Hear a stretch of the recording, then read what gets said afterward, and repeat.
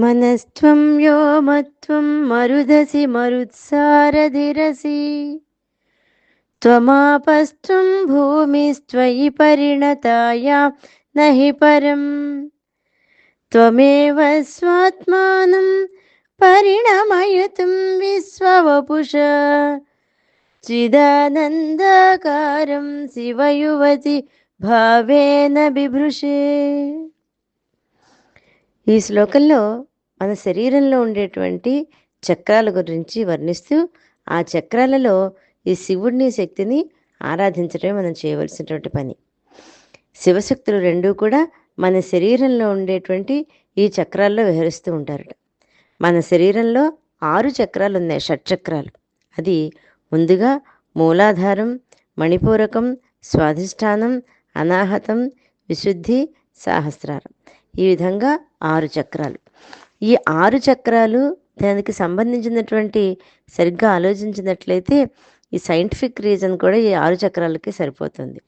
అటువంటి ఈ 6 చక్రాల ద్వారా అమ్మవారు ఆజ్ఞాచక్రంలో ఉన్నటువంటి మనస్తత్వము కూడా అమ్మవారే, విశుద్ధ చక్రంలో ఉన్న ఆకాశతత్వము కూడా అమ్మే, అనాహ చక్రంలో ఉన్నటువంటి వాయుతత్వం కూడా నువ్వే, స్వాధిష్టాన చక్రంలో ఉన్న అగ్నితత్వం కూడా నువ్వే, మణిపూరక చక్రంలో ఉన్నటువంటి జలతత్వము నువ్వే, మూలాధార స్థితిలో ఉన్నటువంటి పృథివీతత్వం కూడా నువ్వే.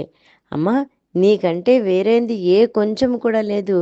నువ్వే నీ స్వరూపాన్ని ప్రపంచరూపంగా మార్పించి చూపించడానికి చిచ్చక్తితో కూడినటువంటి ఆ పరమశివుని స్వరూపాన్ని లేదా శివతత్వాన్ని ధరిస్తున్నావు అని చెప్తున్నారు. అయితే ఇక్కడ మనస్త్వం వ్యోమత్వం, మనస్తత్వము అంటే నువ్వే, వ్యోమత్వం అంటే ఆకాశతత్వము నువ్వే, మన్యోపి భ్రూమధ్య అని మనం ముందర 9వ శ్లోకంలో చదువుకున్నాం.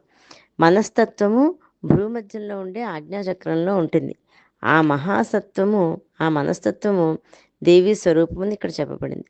అలాగే వ్యోమతత్వము అంటే ఆకాశతత్వము విశుద్ధి చక్రంలో ఉంటుంది. ఇది ఆకాశం ఉపరి 9వ శ్లోకంలో విశుద్ధ చక్రంలో ఆకాశతత్వం ఉందని చెప్పబడింది. ఈ ఆకాశతత్వం కూడా దేవీ స్వరూపమే. ఇంకా మరుదసి మరుత్సారధిరసి, మరుదసి అంటే వాయువు కూడా నువ్వే. వాయుతత్వాన్ని హృదయంలో అనాహత చక్రంలో ఉంటుంది. హృది మరుత్ అంటే 9వ శ్లోకంలో చెప్పినట్లుగా మరుత్సారథి అంటే వాయువుచే ప్రేరేపింపబడే అగ్ని అన్నమాట. దేవే అగ్నితత్వం. ఈ అగ్నితత్వం స్వాధిష్టాన చక్రంలో ఉంటుంది. హుతావహం సుతం స్వాధిష్టానే అని 9వ శ్లోకంలో ఉంది. అంటే వాయుతత్వము అగ్నితత్వము కూడా దేవీ స్వరూపములే అనేటువంటి విషయాన్ని ఇక్కడ మనకి తెలుస్తోంది. అలాగే తమాపస్త్వం భూమి, తమ ఆపహ అంటే నువ్వే ఉదకాన్ని, అంటే నువ్వే నీరువి. త్వం భూమి అంటే వీనికి భూమికి మణిపూరక చక్రంలో ఉదకతత్వం ఉంటుంది. కమ్మసి మణిపూరి అని చదువుకున్నాం ముందు శ్లోకంలో. పృథివీతత్వం మూలాధార చక్రంలో ఉంటుంది. మహీం మూలాధారి అనేటువంటి 9వ శ్లోకం ఈ భూతత్వానికి జలతత్వానికి కూడా దేవీ స్వరూపమైన విషయం తెలుస్తుంది. ఈ విధంగా షట్చక్రాల్లో కూడా ఉండే మనస్తత్వము పంచభూత తత్వాలు అన్నీ కూడా దేవి స్వరూపములని గ్రహించాలి. ఇంకా త్వరి పరిణతాయాం నహి పరం, ఈ విధంగా దేవి మనస్తత్వము పంచభూత తత్వములు మొదలైనటువంటి రూపములుగా మారుతూ ఉండడం వల్ల అమ్మవారి కంటే వేరొక వస్తువు ఈ ప్రపంచంలో ఏదీ లేదు. మొత్తము ఆమె యొక్క స్వరూపమే. జీవులన్నీ పంచభూతాత్మకాలే. పంచభూతములు మనస్సు అన్నీ కూడా దేవి అయినప్పుడు మరి దేవీ స్వరూపం కాని వస్తువు మరొకటి ఉంటుందా? ఉండదు కదా. త్వమేవ స్వాత్మానం పరిణమయతం విశ్వపుషాం, నువ్వే ఈ రూపాన్ని జగద్రూపంతో చూపిస్తున్నావు. స్వాత్మానం అంటే నీ రూపాన్ని, విశ్వపుష అంటే జగత్తు యొక్క స్వరూపంగా భ్రమింపజేస్తున్నావు. ప్రపంచంలో సమస్తము నీ స్వరూపమే. నువ్వే రూపాన్ని, నీ రూపాన్ని ప్రపంచ శరీరంగా పరిణమింపజేస్తున్నావు అని చెప్తూ చిదానందాకారం శివయువతి భావేన విభృషే. శివయువతి అంటే శివుని యొక్క జవరాలు, అంటే శివుని యొక్క భార్య.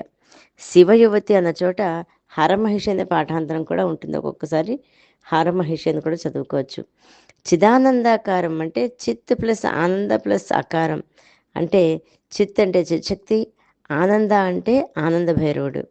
ఈ చిత్శక్తితో కూడినటువంటి ఆనంద భైరవ రూపం ధరిస్తోంది అని చెప్తూ దేవి తన యొక్క స్వరూపాన్ని ప్రపంచ రూపంగా పరిణమింపజేయడానికి చిదానంద స్వరూపుడైన శివతత్వమైన ఆనందభైరవుని రూపాన్ని శివయువతిగా ధరిస్తోంది.